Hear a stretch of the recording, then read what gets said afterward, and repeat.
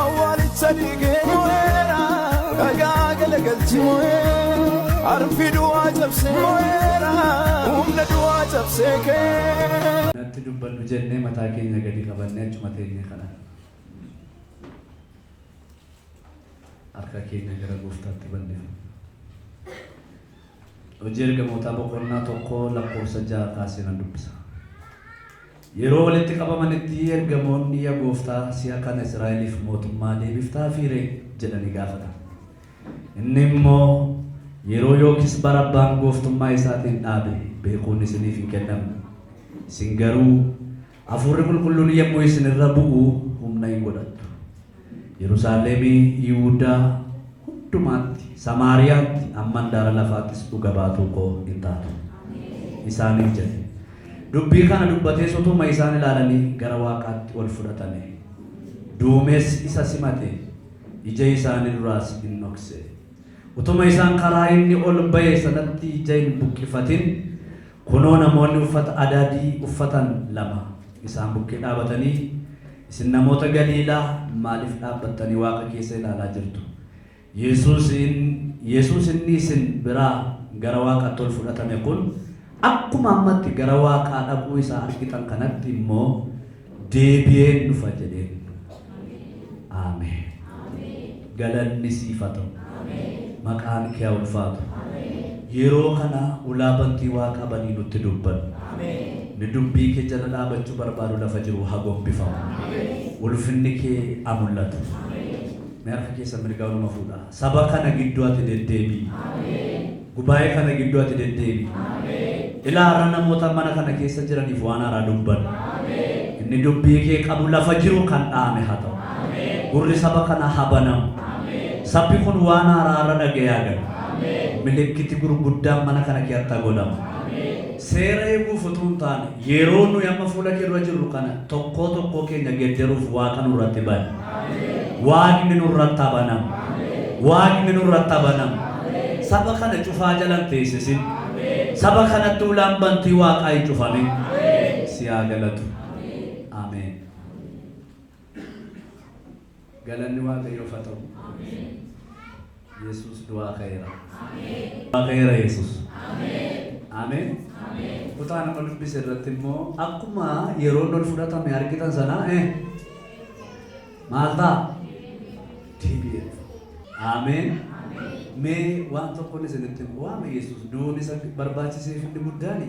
Saba kana tokko godha jedhee dhufee dabarseetu ofiisaa itti na deema jedhee du'atti adeemee utuu namoonni isaa yaadanii utuu namoonni isaa dhiphatanii maaliif dhattanu biraa yoo dhaqe isinii hooyyatti na deema isan raawwachuu dhufe isan hojjechuu dhufe fiixaan baasuun dhufe deetta deemeetu dhaqee ofiisaaf fannifamee reebamee garafamee du'ee gaafa inni du'u immoo hundumtuu abdii kutatee utuu du'u jedhutti gaafa deemu garuu jalqaba akka jedhe yaa Phexros jedheenaa akka nama midhaan gingilchuu seetanni maal isin godha?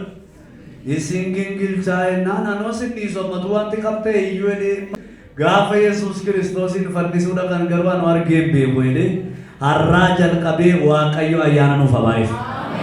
Isa booddee erga kun ta'e booddee saba kanaaf ammayyuu furmaatiin argamne cubbuun hin dhiifamnee fi dhiigni hin dhangalaanee fi isa booddee dhiiga isaa dhangalaasee ajjeesanii awwaalanii waan beeka saba kanaaf ta'e guyyaa sadaffaatti sanbata ganama awwaala kee haa bahe. Ameen. Waan tokkoon isinitti Maariyaa addaa deemaa jirtan Yesuus du'aa ka'eera. Garuu deebi'ee immoo maal godhu? Hin dhufa. Ameen. Waaqayyo nu haa gargaaru. Amma deebi'ee dhufuusaa kana gaa amma akkamitti eegganna isa jedhuudha.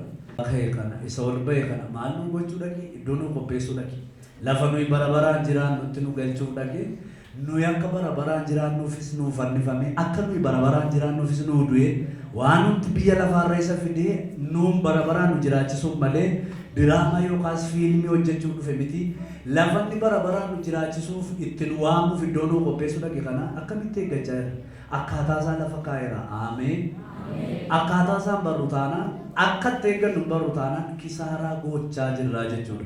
Waaqayyo gooftaan nutti dadhabeera dadhabbiin gooftaa si biratti kisaaraan ta'e. Dhiiga isaa kanaan erga miiccanne akkamitti eeggachuu qabna? Yeroo hundumaa humna isaa kanatti amanne isa fannifame kana lallabaa eeggachuu danda'u qabna. Ameen. Gooftaan ulfaatu. Gaafa sabbata guddaa sana ganama gaafa awwaala isaa urgooftuu dibuudha qaayiran sana tuma dibuudhaaf deemaa jiranii dhagaa guddaatu immoo irra kaa'ameera. Deemaa jiru gaa yaaddaa nama lama ta'anii dubartoonni nama lama akkamitti irraa kaafnaa eenyutu irraa nuu kaasaa eessa dhannaa eenyutu irraa nuu fuudha awwaalicha jedhanii isaanii awwaalamee du'aa kee jedhaniitu lama ta'anii haasaa deemu karaarra. Haleluuyaa. Utuu isaan lama ta'anii karaarra haasaa deemaa jiranii ergamaan tokko gidduutti dhufe maaliif yaaddaa deemtu inni sokkeeraa jedhe. Gaafa akkasii xaxanii ilaalan dhagaan galagala. Innaan ta'uu fidee akka fajajoo ta'an inni itti immoo ergamaadha. Haleluuyaa. Ameen. Isa booddee akkas ilaalanii kottaa walqa isaa kee walitti ilaalan ilaalanii ilaalan. Beenaa Galiilaatti dhaqaa obbolaa kee itti himaa Yesuus du'aa ka'eera. Ameen. Arragee sana ol kaasaati anaaf abdiin jira jedha. Anaaf abdiin jira. Bakka deebi'ee dhufa Yesuus. Ameen. Maal godha? Deebi'ee dhufa. Ameen. Akkuma mool ba'umsa argitan duumessaa simatamee isin jalaa dhokate kan akkuma kanatti immoo deebi'ee dhufa. Warra qophaa'anii isa eeggatan immoo akkuma kana dhufee akka jedhee Phaawulos ani wangeelatti illee hundumna Waaqayyooti. Inni warra isatti amananiif Yihuudootaaf Giriikota tokko godhee arfii du'aa cabsee ka'eera. Beekama jirtanii ameen. Arfii du'aa caccabsee ka'eera. Ani wangeelatti maaliin godhu? Qorontos isa duraa boqonnaa tokko lakkoofsa 23 irraa immoo ani Kiristoos isa fannifame akka nama maraateetti lallaba. Isa maal ta'e? Isa fannifame. Ameen. Nuyi madaa'uusaan fayyine. Egaa Phexros isa duraa boqonnaa 2 lakkoofsa 20 nuyi madaa'uusaan maal taane? Fayyine. Madaa'uusaan fayyine. Kiristoos nuuf fannifame. Wangeelli humna Waaqayyootitti illee yaadu akkamitti immoo eegganna? Yeroo hundumaa qophaa'uun eegganna. Yeroo hundumaa maal goone eegganna? Gooftaan ulfaatu. Yeroo hundumaa qophaa'uun nu gaafata. Bara namooti baay'een jireenya keessan du'aa ka'uu kanaan hin geddaramu. Ameen. Namooti akkatti eeggatan durboonni suni ibsaa isaanii dhaamsanii dhufa jedhaniitu eeganii dadhabanii warri gowwoonni shanan bakka dhiisee dhaqanii rafan hin ture jedhani. Warri abshaalli immoo ta'anii eeggatan deebi'ee dhufaa jedhani. Isaan simatanii hin argatani. Isaan hin milkaa'an. Waaqayyo akkas nu haa godhu. Ameen. Yesuus Kiristoos immoo deebi'ee dhufa. Akka jedhe ani balbalarra dhaabadhee nama balbala naa banu eegaa jira. Nama balbala naa banu wajjin wal galee maaddiitti ta'a. Namni balbala isaa yoo natti cufate garuu anni iseen deebi'a.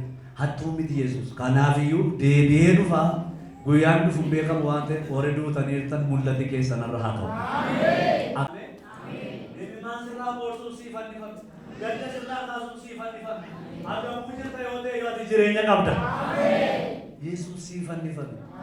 Kanaaf sammuu keessan firii godha. Gara Yesuus ilaala. Ameen. Gooftaan ulfaatu. Dhugumaan isinitti himaa jabaadha.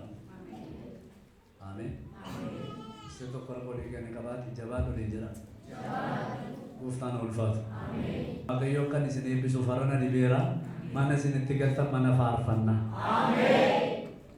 Raasaatti nama si bira jiru manni kee irraa jalqabee mana faarfannaa beera. Manni kee irraa jalqabee mana faarfannaa.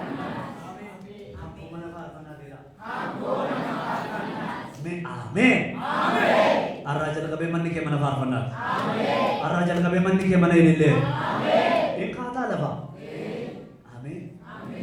Hafuura irraa nama godhu Waaqayyo isinirra haa. Itti adda baa waan itti adda ba'uu qabdan. Itti adda baa eeggadha Yesuus. Baadhaa deemaa Yesuus. Ameen.